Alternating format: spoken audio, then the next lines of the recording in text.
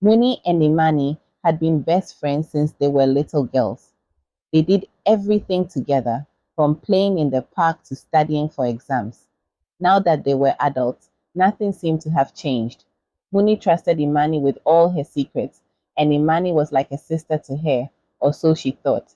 Muni's husband, Xander, also became part of their close circle, and the three of them would often go out for dinners and movies. One sunny afternoon, Muni sat in her living room thinking about how lucky she was. She had a good job, a beautiful home, a caring husband, and a best friend she could count on. But lately, something had been bothering her. Xander and Imani seemed to share secretive glances, and there were times when Xander would laugh a little too much at Imani's jokes. Muni brushed off her suspicions, telling herself it was just her imagination. After all, Imani was her best friend, and Xander loved her, didn't he? A few weeks later, Muni noticed more things that made her uncomfortable. Imani had started showing up at the house unannounced, even when Muni wasn't home. One evening, Muni came home early from work to find Imani and Xander laughing together in the kitchen. They quickly stopped when they saw her, and Muni felt a strange knot form in her stomach. The laughter that used to comfort her now felt like a sign of something hidden. Muni tried to ignore the uneasy feeling, but it was getting harder. Every time Xander's phone rang and he quickly turned it off, she wondered who was calling. Every time Imani cancelled their plans with a vague excuse, Muni questioned if she was being told the truth. The doubts swirled in her mind, and soon the bond of trust that once held their friendship strong began to crack. Muni felt like she was on the outside, looking in on her own life. Muni decided to dig deeper into her suspicions. She needed more proof before she could confront either of them. She couldn't risk losing her marriage over a suspicion. She thought of ways to catch Xander and Imani in the act, her mind racing with different ideas. After some thought, she settled on a plan. She would pretend to go out of town for the weekend, giving them a chance to meet in her absence. If her suspicions were correct, they would take the bait. The following morning, Muni packed a small bag and told Xander she was visiting her cousin for a few days. Xander simply nodded and wished her a safe trip. With her plan in place, Muni left the house but didn't go far. She booked a hotel room nearby and waited, her heart pounding with a mix of anxiety and determination. Now, it was only a matter of time before she would know the truth. Muni sat in the hotel room, unable to relax. Hours passed, and her mind was filled with thoughts of Xander and Imani. Would they really take advantage of her absence? Muni's phone buzzed, and she jumped to check it. It was a message from Imani. Hope you're having fun with your cousin. Miss you. The message felt like a cruel joke, but Muni forced herself to stay calm. She knew what she had to do. Late that evening, Muni returned home quietly, parking her car down the street. She tiptoed to the house and peered through the living room window. Her heart sank. There, on the couch, were Xander and Imani, sitting close together, whispering. Muni couldn't hear their words, but the look on their faces told her everything. This was no innocent meeting. Her worst fears had been confirmed. Muni couldn't hold back any longer. She burst through the front door, her face red with anger and hurt. What is going on here? She demanded, her voice trembling. Xander and Imani jumped up, shocked to see her standing there. Muni, wait, it's not what you think, Xander stammered. But Muni wasn't listening. How long has this been going on? She shouted, her eyes filled with tears. She looked at Imani, who stood frozen, unable to speak. Imani finally found her voice. Muni, please, it's not what it looks like, she pleaded. But Muni shook her head. I trusted you, both of you, she cried. Xander tried to reach for her, but Muni pulled away, the betrayal too deep to ignore. In that moment, everything she thought she knew about her marriage, her friendship, and her life came crashing down. After the confrontation, Xander and Imani tried to explain themselves, but Muni didn't want to hear it. She couldn't believe a word they said. The pain was too raw, the betrayal too real. Xander claimed that nothing had happened between them, that they were just talking. I've been helping her with some financial troubles, he explained, his eyes filled with desperation. She borrowed money from dangerous people, loan sharks. I've been trying to help her negotiate the payment terms with them. Loan sharks. Moni stared at him in disbelief. Could that really be true? Imani nodded, tears streaming down her face. It's the truth, Moni. I would never betray you like that.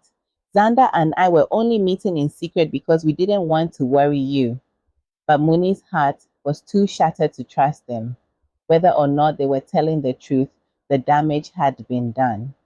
Muni walked out of the house, leaving behind her two closest people, unsure if she would ever be able to forgive them. Muni stayed away from Xander and Imani for several days before going back home, ignoring their calls and texts.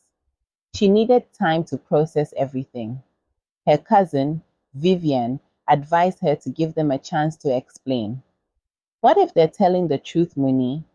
Vivian asked one evening. Muni wasn't sure what to believe anymore. Her emotions were all over the place. Could it really have been an innocent misunderstanding?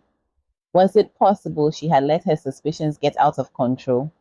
On the other hand, every time she thought about confronting them, she remembered how comfortable they looked together. She couldn't forget the way Xander smiled at Imani, or the fact that they had been meeting behind her back. Even if they weren't having an affair, Muni felt betrayed. It hurt knowing that her best friend and her husband had kept secrets from her. One evening, after Xander had gone to bed, Muni decided to check Xander's phone, not out of paranoia, but for clarity. As she scrolled through his messages, she found his thread of messages with Linda. The chat was friendly at first, but as Muni scrolled further, the messages became more intimate. Her stomach churned. Linda had been messaging Xander for months, asking for secret meetings, but the most shocking revelation came when Linda mentioned a child Xander had fathered. Muni's hands shook as she read the messages, her heart sinking deeper with every word. Linda wasn't just anyone, she was Imani's younger sister. The betrayal stung like a knife in her chest. Muni pieced together the truth. Imani had known about the affair between Xander and Linda all along, which explained her strange behavior and secrecy. They hadn't been protecting Imani from a financial crisis, but from an affair that had crossed boundaries within their own circle. The next morning, Muni confronted Xander. Why is Linda telling you about a child you've kept hidden from me? She demanded, her voice trembling with both anger and devastation. Xander's face turned pale. He stammered, but the guilt in his eyes told Muni everything she needed to know. Muni, I didn't mean for this to happen. It was a mistake, and I tried to fix it. But Linda got pregnant, and I didn't know how to tell you. Muni's mind raced as she connected the dots. Imani had been meeting with Xander, not to discuss financial troubles, but to cover up her sister's affair with him. Imani's loyalty wasn't to Muni, but to Linda, her younger sibling. The betrayal ran deep, and the hurt was unbearable. Muni felt like her entire life had been a lie. The affair, the hidden child. Xander had been living a double life, and Imani had played a part in keeping it from her. Muni's heart broke, not just for the loss of her marriage, but for the realization that Imani, her best friend, had been complicit in the deception. How could you? Muni whispered, tears streaming down her face when she went to confront Imani. I trusted you with everything, and you stood by while my life fell apart. Imani broke down, apologizing, but it was too late. The damage had been done. Muni decided that Xander wouldn't get away with breaking her heart so easily. He would pay for the pain he had caused, not in a swift moment of confrontation, but slowly, just enough to make him sick, to make him feel the same torment that had gnawed away at her soul. Muni felt a strange sense of satisfaction and a twisted justice just thinking about it. She would watch Xander struggle day after day. The more she thought about it, she felt a twisted calm settle over her. This was her revenge, a quiet, slow unraveling of the man who had shattered her trust, who had dared to betray her with the person she trusted most.